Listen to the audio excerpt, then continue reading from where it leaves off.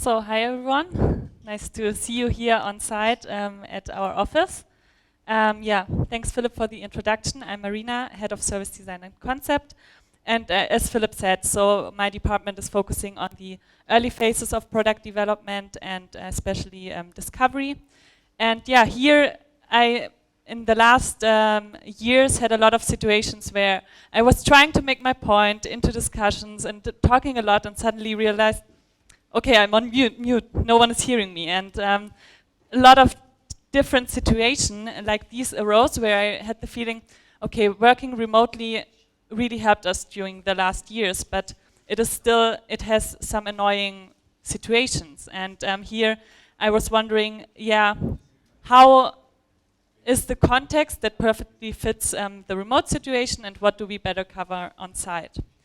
And I think there are also personal preferences. So I was wondering, how is it for you? So who is team remote, who is team working on site, and who is team flexible working? And I would like to get a bit of a feeling by showing up some hands. So who of you loves working remotely and is team remote?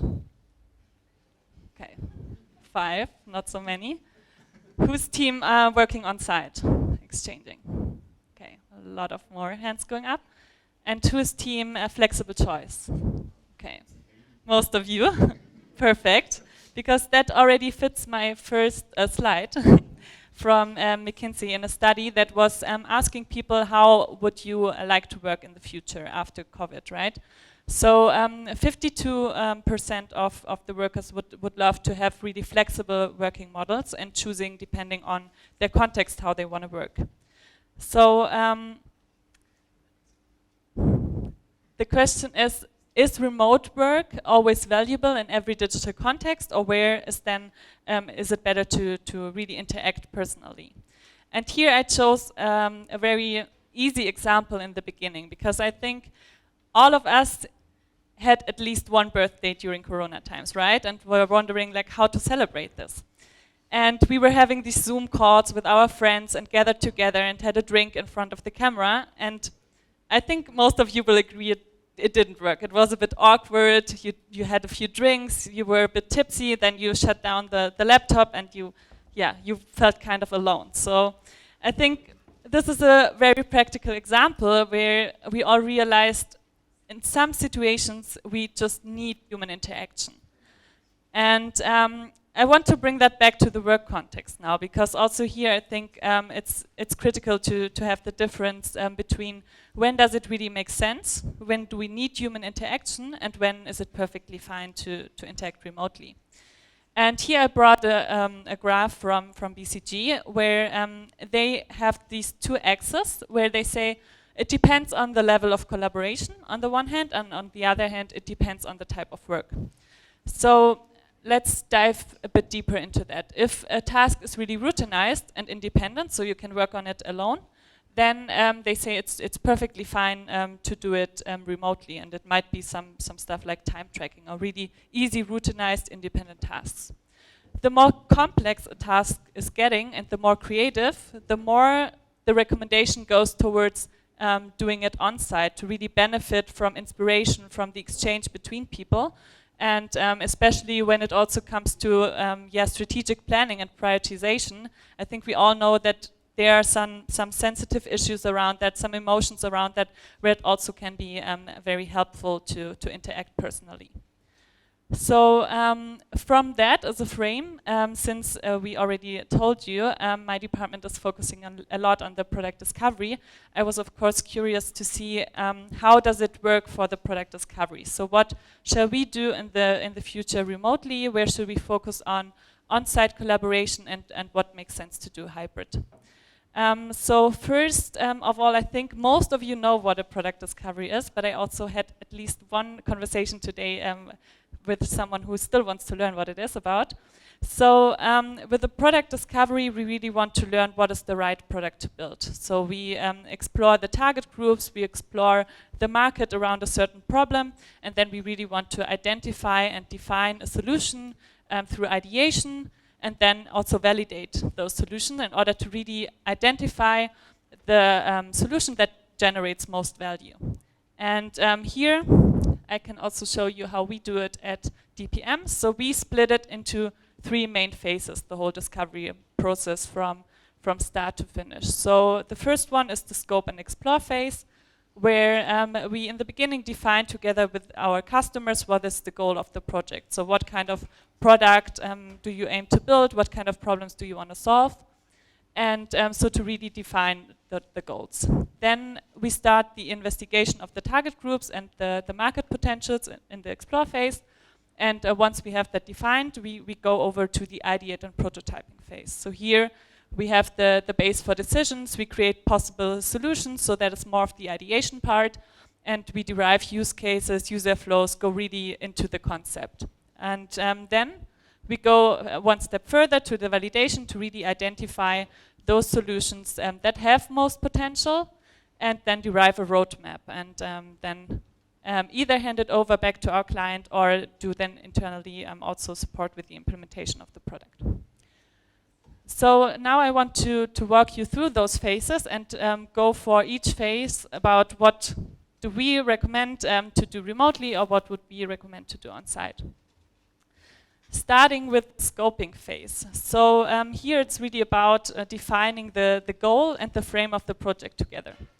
And I think it's important to say in the beginning, during the last 2 years, we did all of the discovery process remotely, right? And it worked out completely fine. So it is definitely possible to do all of it remote. But in this first phase of scoping, of defining the project and really learning about the goals of the main stakeholders, I always like to meet the people in person, because then you really get a feeling about what is important to them, what are their goals, how do they make decisions, so what are important interactions within the company. So if you have the possibility, it's always nice to meet in person. Of course, if the team is international or your stakeholders are in another location, it's also completely fine to do it remotely, and for example then document the goals also in Miro or have a Zoom call. The next phase, the exploration, so you now defined your goals. There's a lot of pictures of Philip here, you will see him a lot.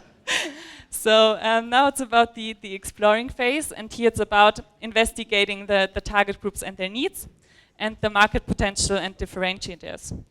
And when we go about the target groups and their needs, and we like to do a lot of problem interviews here, I think you can do it remotely or on site, depending a bit on the context. So when we think about a very, very early stage idea and we want to get a broad set of opinions, a broad set of perspectives, I would recommend to really go outside and talk to a lot of people, because then that's really cost efficient. Because you can, if one person doesn't fit, you just walk to the next person and you learn a lot in a very efficient way. Because if you do it remotely, you have to we work together then with recruiting agencies for user tests, and then you really have to choose your specific targets, and if you recruit 10 users and only 5 of them are a really good fit, then you have a problem. So I think on the other hand, it is good to do it remotely when you already have or you can do it better remotely when you already have a very specific problem, and you can then really ask the users very specific questions, and therefore also choose your target group accordingly.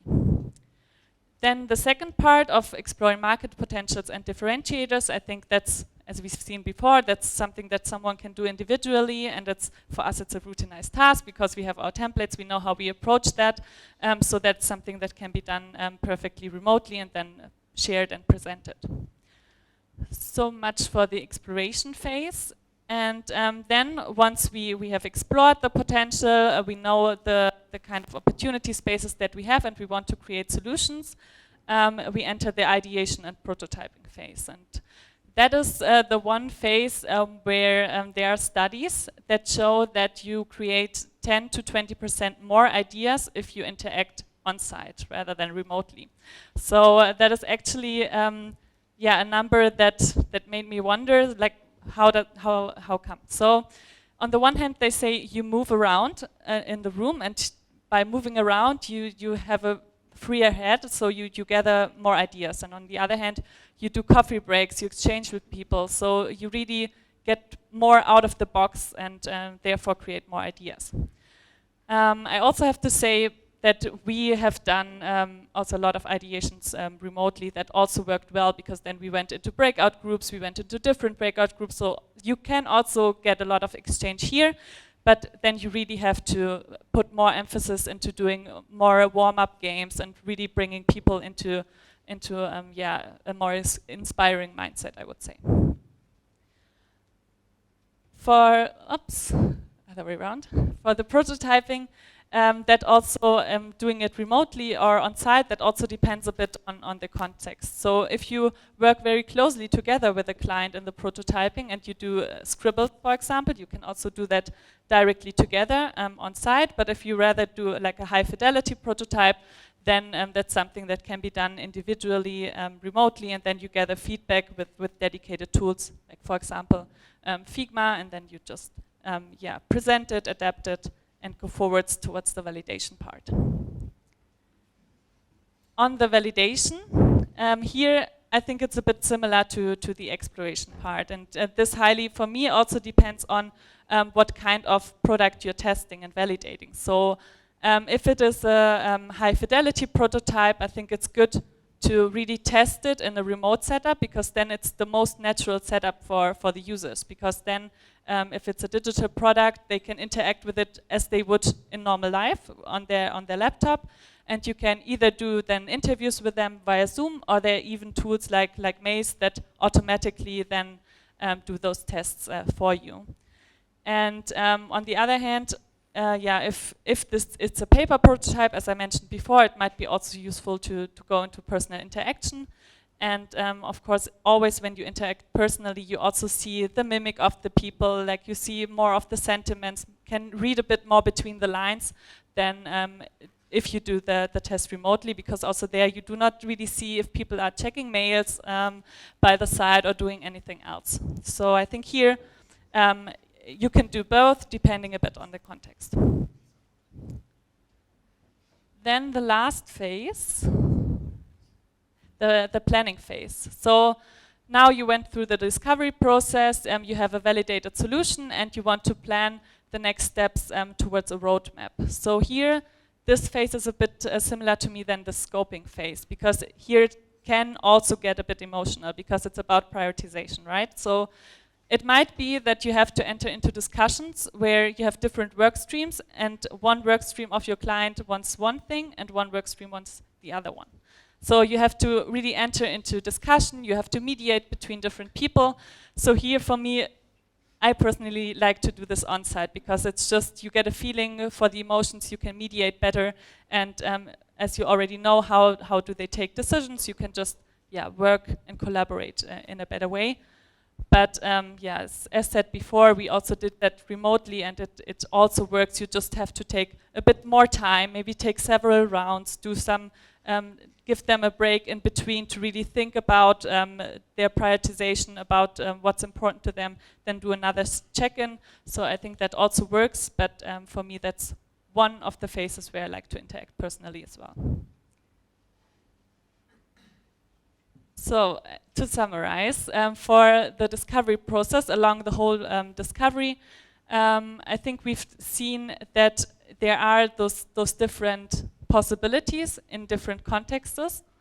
And I want to first summarize again for the remote part. So here, I think methods that are done remotely are especially useful in an international context, because as we grew now, also a lot of our customers are more international, and it's just not possible to do every workshop on site and gather everyone in person. So since we now have a broad set of methods that really work remotely, we can cover many countries, many different time zones, and be very efficient and sustainable, because not everyone has to fly in from different countries to meet for a workshop. On the other hand, it's of course also, I think most of you know, in those remote meetings, you never know what other people are doing. Are they listening? Are they checking mails? What exactly are they just concerned about something they're reading? Are they dissatisfied with how the workshop is going? So here it's a bit harder to read the room. And therefore, we like to also take many breaks here, do more warm-up games, and need to really go into personal interaction a lot, even through the screen. And this is especially useful, as we've seen before, with these less creative tasks. When do we recommend to go on site or meet personally? So here I think from our experience, when it's really useful is when teams do not know each other so well yet. So also for them, then it's really useful to get to know each other, to prevent some personal conflicts, to really read between the lines, and to have also in workshop situations a better control over the emotions, over the common goal to keep everyone aligned. And especially, as I also said before, in the project start and in the handover, in the planning phase, I think it's really nice to have everyone on site, as well as for the inspirational ideation tasks. I didn't talk so much about the hybrid working mode so far, because I have to admit I'm not a big fan of it, because I have the feeling if you have some people on site and then just one or two persons remotely, there's just this huge gap between interactions. So people really gathering in one group and talking, and then the other person on the screen wants to say something, but there's just this break in between. And I think when it's still useful, and we have also experienced it on site here, is, for example, with a meeting that's more like a bit more of a one-way communication with some, for example, you can still ask questions, but it's rather one-way communication, as we had, for example, our town hall here on site, and it was a hybrid meeting, so people could also be in a video call and listen to it and ask questions, because then you have a really good agenda, and you can guide the questions, and you can bring people in and out. So that's one way where, for me, hybrid is working. But in a workshop mode, I would always opt for, if one person is remote, everyone is remote. To go back to the slide that I've shown you in the beginning in a bit more abstract way. So as a simple orientation, if you wonder, should I do this workshop or this task remotely or on site, this is just my personal feeling as well. Like when would I prefer to do stuff based on the BCG draft. So whenever your task is independent and routinized, you can easily do it remotely and work without distractions on your task. And then whenever your task is routinized but collaborative, so some status meetings, for example, I think it depends on the company culture. So what is the preference here? Do you either do it remotely, or do you really have a strong people culture where you like to meet? So then you go on site. On the other hand, then the more complex or creative tasks, where if they are independently, I think it's your personal choice, right? So if you want to get inspired a bit anyways, then you can work on your individual tasks in the office. Otherwise, you can also do those tasks back home. And then when on-site is preferred, that is really the collaborative part, where human interaction gives this additional value in exchange, and when it's also coming to more complex part where exchange is crucial, or creative parts where just the inspiration from each other is really adding value. And that being said, whenever also it's about celebrating and exchanging in a more informal way, in how we are here today, I think also on-site is preferred, and that's why we are very happy to have you here after those 2 years of break of being off-site, and want to exchange with you further, of course. And therefore, if you also want to know more about us, about working with us, as said before, we are hiring. And I would love to, everyone from the DPM team, just raise their hands so that you know who to talk to if you want to know more details. And then have lots of fun today. And I hand over back to Philip.